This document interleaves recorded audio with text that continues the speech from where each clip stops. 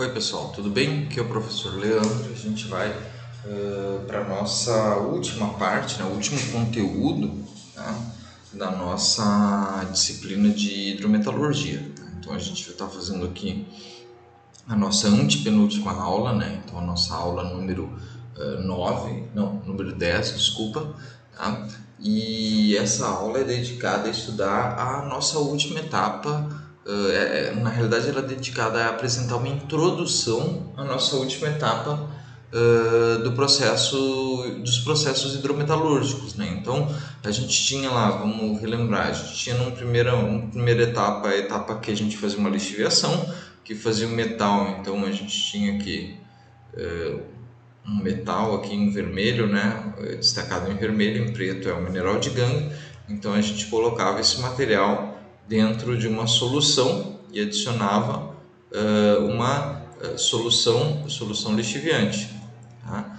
Então nessa primeira etapa a gente se dedicava, depois de adicionar essa solução lixiviante, a gente ia ter o que? A gente ia ter aquela mesma partícula, só que dessa vez sem esse cara aqui, né? E a gente ia ter uma gama de íons dissolvidos em água, tá? Então a gente tinha aqui íons em meio aquoso, tá?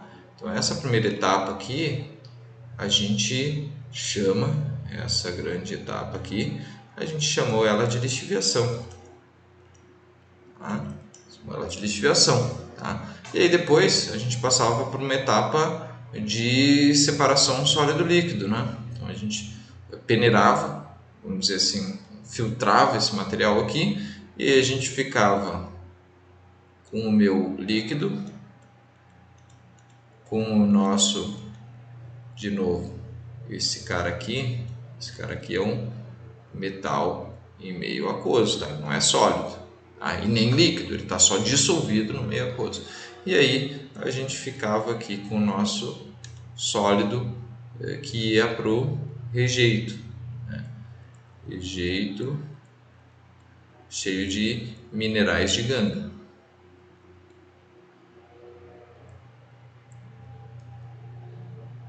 A gente também aprendeu, tá? A gente também aprendeu que eventualmente, além do meu mineral minério, eu tenho também um outro cara aqui que é o mineral de ganga, que também vai ser dissolvido, né?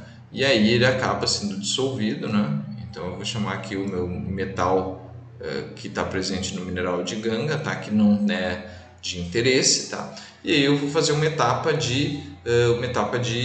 essa etapa aqui que eu fiz aqui, é a etapa de separação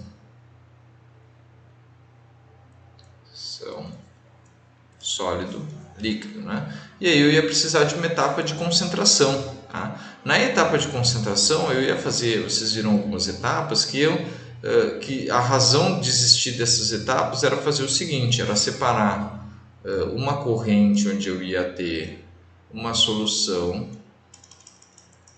em alta concentração do metal que me interessa, então muito metal em meio aquoso, né? Então eu vou ter que as bolinhas são metal em meio aquoso, o metal que me interessa, tá? E uma outra solução, então a ideia aqui era a solução que era o rejeito, né? do processo de purificação e concentração, tá? Ia ter aqui o meu metal de ganga, tá? O meu metal que veio do mineral de ganga, tá? Para isso eu podia fazer a partir da utilização de carvão ativado, eu poderia fazer a partir da utilização de resina de troca iônica, ou inclusive eu poderia fazer isso a partir de uma solução de solventes orgânicos, né? Numa extração por solvente. Aí esse cara aqui é o meu produto. Esse cara aqui é um outro rejeito líquido que veio lá do meu licor lixiviado, tá? Então a solução lixiviante promoveu a formação do licor lixiviado, eu separei o sólido que era o rejeito e aí eu fiquei aqui com o meu metal, tá? Dissolvido e puro no meio aquoso. Qual que é a última etapa? A etapa que a gente vai ver agora. Antes só vamos colocar o nome aqui, né? Essa etapa aqui a gente chamava de etapa de concentração barra purificação.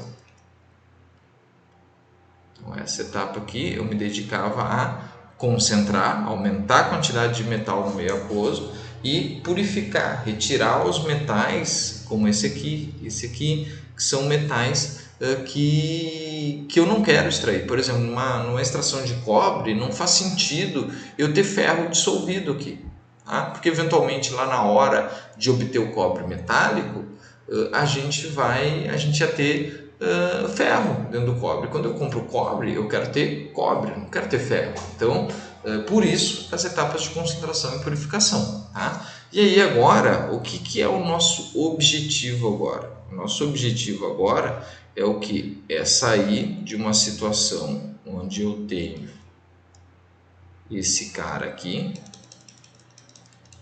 cheio de metal dissolvido, e ir para uma situação onde eu tenho duas coisas. Primeira coisa, eu tenho um líquido sem metal dissolvido e depois eu tenho barras do metal sólido. Tá? Então aqui o objetivo é obter um líquido esgotado, né?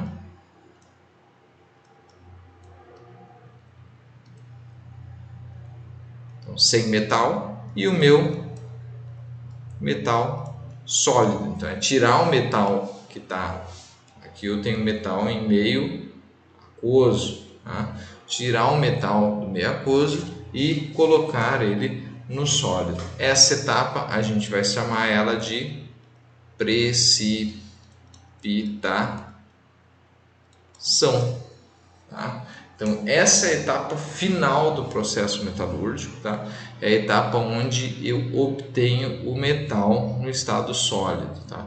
A precipitação, na aula de hoje eu vou falar primeiro, essa explicação é parte importante da aula de hoje, para vocês visualizarem o fluxograma como um todo e como que é o processo de extração hidrometalúrgica. Depois de vocês terem visto todas as etapas, eu estou aqui recapitulando todos os processos pelos quais a gente passou e definindo a etapa de precipitação. Então aqui, nesse primeiro momento, a gente define a etapa de precipitação, que é onde eu vou tirar o meu metal do meio aquoso e colocar ele no estado sólido, tá?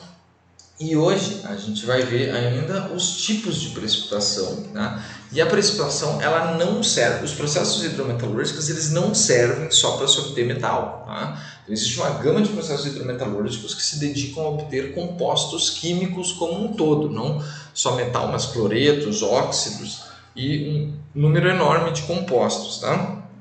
Um deles que nós como metalúrgicos vamos estudar, tá? É a obtenção da alumina. Na realidade é o AlO, calma aí que ficou ruim aqui, o AlOH3, tá? Que depois vai sofrer uma calcinação ali, a temperatura vai decompor ele e vai formar Al2O3 mais água, tá? Mas a gente não vai prestar atenção nessa parte aqui, a gente vai ver a precipitação do hidróxido de alumínio, tá?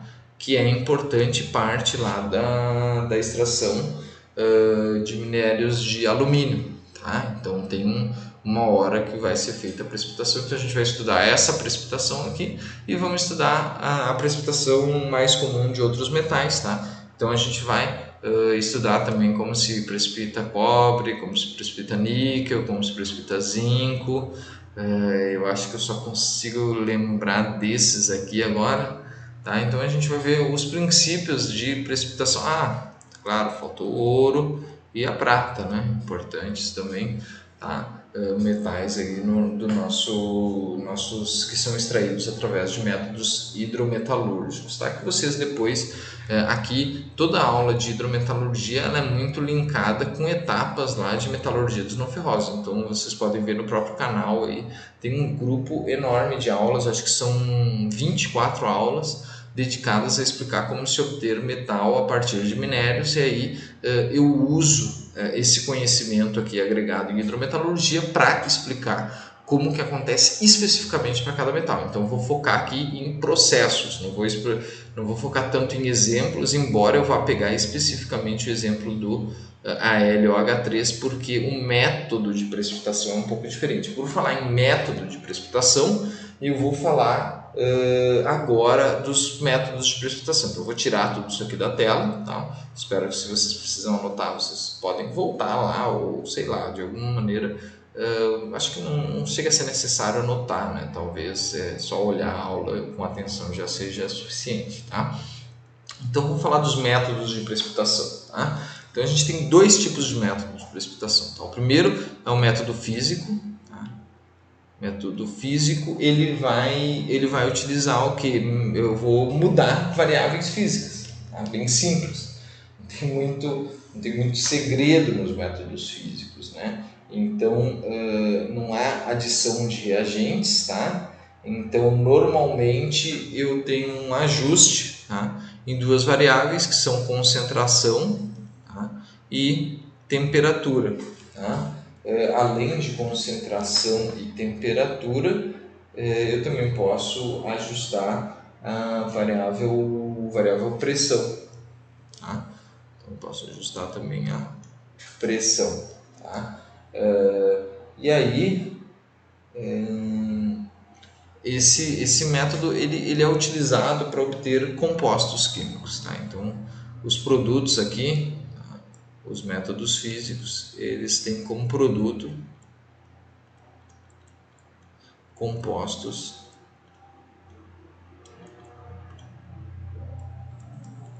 químicos, tá? Então, a gente não obtém metais, então não tem tanto interesse nos métodos físicos, tá? Então, onde a gente tem interesse, tá? Interesse a gente tem nos métodos químicos, tá? Então, a gente tem aqui interesse nos métodos químicos, e nos métodos químicos, tá?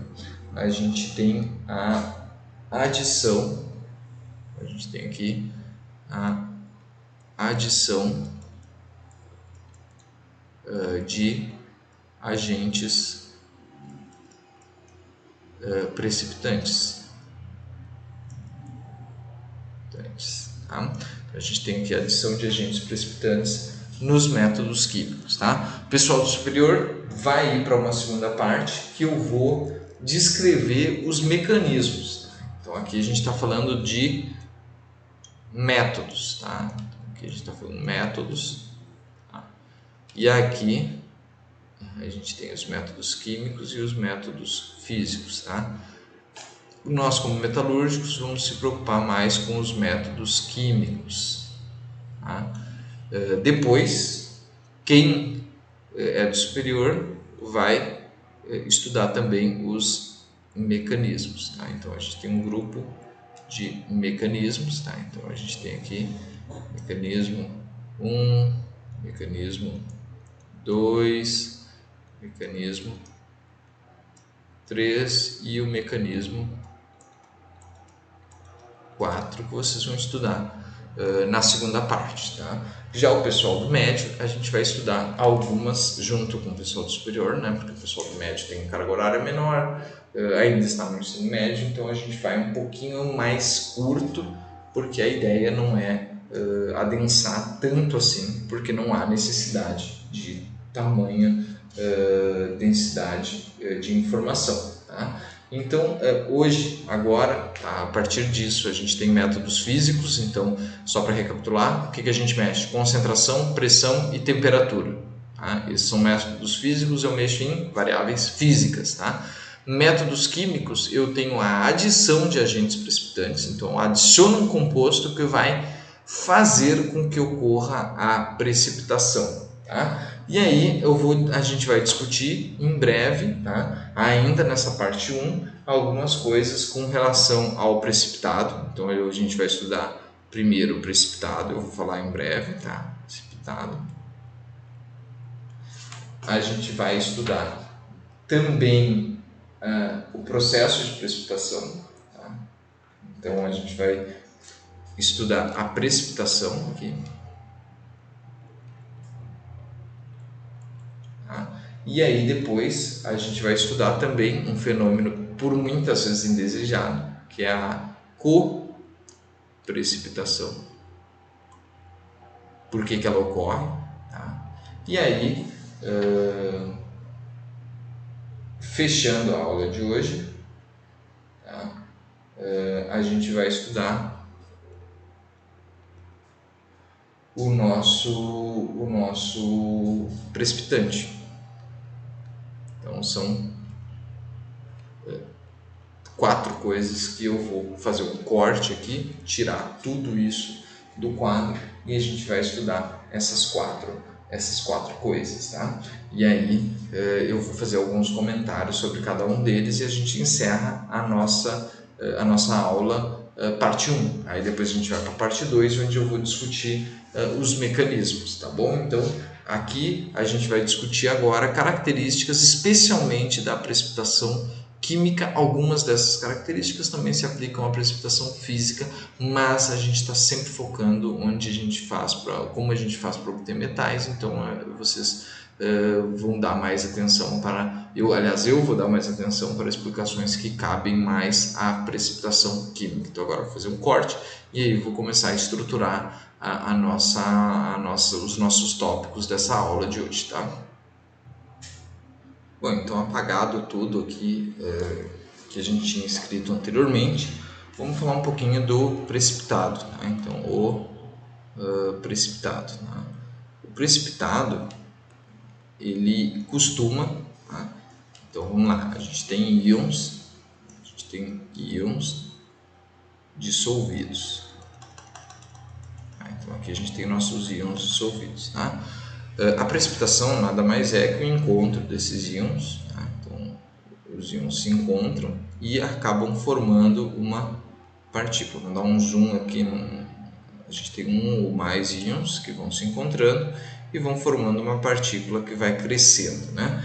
No início, o que acontece? O processo de precipitação, normalmente, especialmente todas as etapas que a gente quer fazer, quer tomar o mínimo de tempo possível, né? Então o processo de precipitação ele deveria tomar o mínimo de tempo possível, mas existe um problema. Eu posso precipitar boa parte do meu material aqui, mas eu posso ter uma dificuldade enorme, que é o tamanho desse precipitado. Porque o precipitado que é formado, normalmente ele é muito fino e normalmente ele é hidratado, então ele tem um aspecto gelatinoso. Como resultado, tá? Eu tenho um material difícil de filtrar.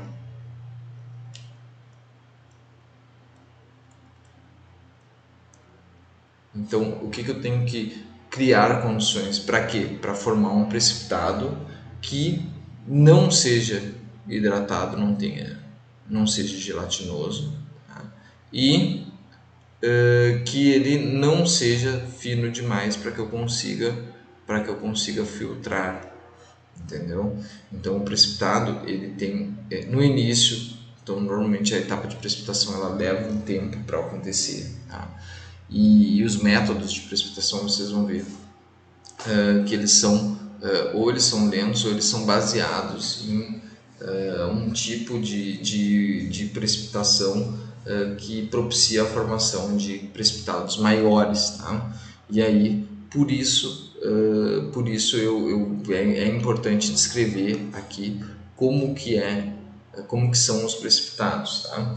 E aí depois eu vou falar um pouquinho da precipitação. A precipitação, vou trocar de cor, né, para não ficar tão monótono a aula. A precipitação, como que ela ocorre? Ela ocorre em 2 etapas. Então a primeira etapa de precipitação, ela é chamada de nucleação, que é aquela etapa onde eu formo um precipitado fino, gelatinoso, tá? Que é produto do encontro de alguns poucos átomos do que eu quero precipitar junto. Então aqui eu tenho um cara, encontrou outro, daqui a pouquinho ele encontrou um outro, aí tem 4 carinhas, um cara super fino, tá? E forma aquele precipitado semi-impossível de ser precipitado. Tá? E aí o que acontece? Tá? A precipitação, a etapa de nucleação, o que favorece a nucleação? Tá? Primeiro, a nucleação ela depende do encontro de vários caras, né? Então, o encontro desses caras ele pode ser facilitado se eu tenho uma alta concentração. Uma alta concentração eu facilito o encontro de átomos do material que eu quero precipitar. Tá? Uma outra coisa que eu facilito é agitação. Maior agitação, mais fácil desse meu material precipitar. Tá? Então, quanto maior a agitação, mais fácil de encontrar os átomos, mais fácil dele precipitar. Tá? E a outra coisa, uma coisa importante, facilita a primeira etapa, tá? Que é a adição de sementes. Tá? Sementes. O que são sementes? Eu coloco um material com a mesma composição do precipitado dentro do recipiente onde eu quero precipitar. O que acontece? O cara, em vez dos dois átomos do líquido ter que se encontrar, o que eles vão fazer? Eles vão encontrar o átomo que já está, ou eles vão encontrar o grupo de átomos que já está no sólido. E eles vão o quê? Eles vão se agregar ao sólido, formando um sólido cada vez maior. Tá? Então a etapa de nucleação é facilitada pela adição de sementes. Tá? E aí eu tenho uma segunda etapa que ela vai melhorar se as coisas não estiverem muito favoráveis para a nucleação. Então eu tenho uma segunda etapa. A segunda etapa é a etapa de crescimento de grão. Então a segunda etapa eu vou ter ali o crescimento do grão. Tá? Então a segunda etapa é a etapa de crescimento do grão. E olha só, eu favoreço a etapa do crescimento do grão se eu tenho baixas concentrações, se eu trabalho com soluções diluídas. Tá? Eu facilito o crescimento do grão. Tá? Então, e outra coisa também, se eu diminuir a taxa de nucleação, tá? Eu facilito que aqueles poucos primeiras partículas que eu formei, tá? Que elas cresçam. Então a nucleação ela é importante que ela aconteça, mas a mais importante é que haja crescimento do grão. Tá? Então normalmente se trabalha com soluções razoavelmente diluídas, tá? Para gerar precipitados grosseiros. Tá? A adição de sementes é interessante também, é como se eu pulasse a etapa de nucleação, tá? Então já fosse direto para o crescimento de grão. Então a adição de sementes é sempre feita também para que ocorra o crescimento do grão com maior facilidade. Tá? Então que eu vou escrever para vocês aqui, a adição de sementes como um fator interessante para promover o crescimento do grão. Tá? E aí, o que eu ia falar? Tá? A precipitação, tá? Como um todo, ela tem duas variáveis que, apesar de serem variáveis físicas, tá? Elas são variáveis importantes. Uma nem é física, né? Mas a outra é. Então, a precipitação ela tem um pH ótimo. Tá? Então, ela tem um pH específico para acontecer. Por exemplo, a alumina precipita em soluções com pH 4, tá? E ela redissolve com pH 8. Então, com frequência, eu mudo o pH para promover precipitação. Tá? E eu posso mudar de novo para promover a redissolução. Tá? E aí, uma outra variável, essa física, que é importante para a precipitação, é a temperatura. Então, existe uma temperatura mínima, aliás, uma temperatura ótima de precipitação. Normalmente o que acontece? Eu aumento a temperatura, eu facilito a dissolução dos materiais.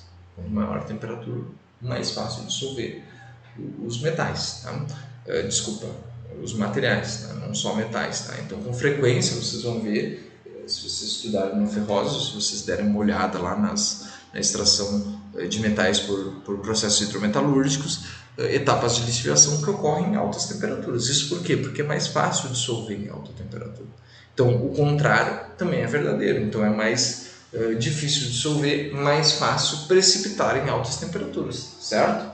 E aí tem um fenômeno importante, né, que acontece devido, importante, muitas vezes indesejados, tá? Que é a coprecipitação. Coprecipitação, tá? Então eu tenho aqui, eu quero precipitar um material, tá? E aí eu estou precipitando ele, formando precipitado, e aí por algum motivo, subitamente, um contaminante precipita junto, tá? E aí a gente vai ter a formação de um grão que se forma com um contaminante dentro, né? E as razões para que isso ocorra, né? Então a gente tem um grupo de razões, tá? A primeira razão pode ser a oclusão. Então, a oclusão, que é o que? Aquele cara estava ali perto, imagina que está formando aqui uma concha, né? E aí tem um átomo de um material indesejado aqui. Só que a precipitação ela ignora, né? Ela não vai pedir licença para esse cara. Vai acontecer o quê? Vai acontecer a oclusão, que é como se fosse o aprisionamento de uma impureza dentro, tá? E aí depois a gente tem, por exemplo, a adsorção. Tá? A adsorção. Quando esse cara que foi ali, é muito semelhante à oclusão, só que na oclusão ele está por acaso ali, ele é aprisionado ali. Na adsorção o que acontece? Às vezes tem um desequilíbrio, uma carga superficial no meu precipitado, e aí íons de carga oposta acabam se depositando na superfície e sendo ligados eletrostaticamente, ou seja, eles acabam absorvendo a superfície, assim como na adsorção em carvão ativado, tá? A adsorção pode ocorrer e aí eu formo um precipitado em volta desse material aí e eu tenho esse contaminante que acabou sendo absorvido na superfície, tá? E aí, por fim, tá? Eu tenho também, pode acontecer a formação de solução sólida. Então, eu posso ter formação de solução sólida. Tá? Imagina que eu quero precipitar um sulfato, tá? Um sulfato de cobre, eu quero precipitar CuSO4, tá? Mas no lugar do cobre ali tem um átomo de níquel que cabe perfeitamente ali no lugar do cobre e tem a mesma carga elétrica, então eventualmente eu precipito também uma solução sólida de níquel e cobre. Tá? Por quê? Porque o níquel tem mais ou menos o mesmo tamanho, ele está dentro da solução e ele tem a mesma carga elétrica do cobre, então no fim das contas eu acabo precipitando níquel e formando uma solução sólida de cobre, sulfato de cobre e níquel. Tá? Então pode acontecer isso devido à formação de uma solução sólida. Tá? O que mais? Tá? Então eu vou falar um pouquinho mais agora de características desejadas do meu precipitante. Então, vamos falar um pouco de... Vou trocar de cor aqui. Então, vamos ver se cabe aqui no cantinho. Eu vou falar um pouco do precipitante. Tá? Acabou aqui que ficou meio... eu comecei aqui, então aqui tem um... Depois eu vim para cá, que tem 2, depois eu vim para cá, que tem 3, e agora estamos aqui no conteúdo 4. Tá? Vou falar um pouquinho do precipitante. Então, características do nosso precipitante. Ele tem que ser, primeira coisa, específico. Tá? que significa um precipitante específico? Tá? Se eu quero precipitar cobre, o meu precipitante, ele necessariamente, o ideal é que ele só precipite o cobre. Tá? Depois, o meu precipitante tem que formar cristais fáceis de filtrar. Então, é fundamental que o meu precipitante, meu Deus, filtrar, né? Um filtral, tá? Que o meu precipitante forme cristais fáceis de filtrar. Tá? E depois, por fim, o meu precipitante tem que formar um material insolúvel. Então, precipitados insolúveis. Tá? Por que isso? Tá? O meu precipitante ele tem que formar, ele tem que precipitar especificamente o que eu quero, porque senão eu vou ter um contaminante. E a gente fez todas aquelas etapas hidrometalúrgicas exatamente para se livrar de contaminantes. Então, não é na precipitação que eu vou formar um precipitado todo contaminado com outro metal. Né?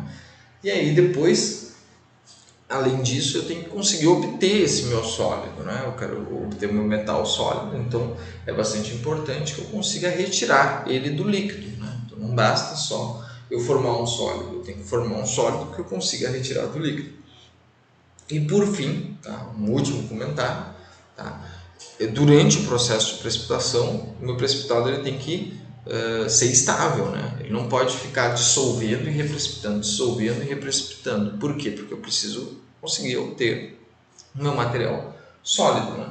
Então, essa é basicamente a base para os processos de dissolução, tá? Processos de precipitação. Tá? Então, aqui o que eu falei são todos os conceitos básicos de precipitação. Tá? Então, eu acho que para o pessoal do médio já está uma aula que cumpre com os objetivos, do que eu imagino que seja importante que você saiba. O pessoal do superior tem que ir um pouquinho mais à frente, e para ir um pouquinho mais à frente, a gente vai para a nossa parte 2, tá? Então, precipitação parte 2, ainda nessa mesma aula, que é a nossa aula 10, a nossa antepenúltima aula, tá bom?